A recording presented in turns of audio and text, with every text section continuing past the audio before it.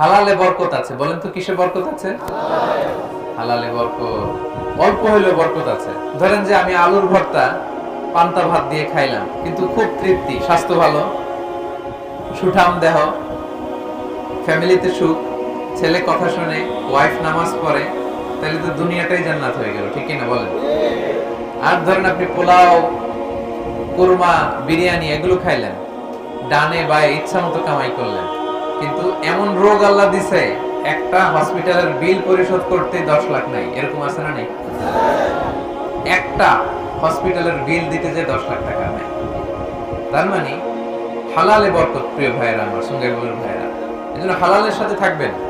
সাময়িক ওই লটারি পেয়ে আমি অনেক টাকা পেলাম, ওই জুয়া খেলে আমি অনেক টাকা পেলাম, জুয়া খেলে তো মানুষ আসলে নিঃস্ব হয়, কিন্তু সাময়িক কিছু টাকা পয়সা পেয়ে আপনি এটার সাথে জড়াবেন না।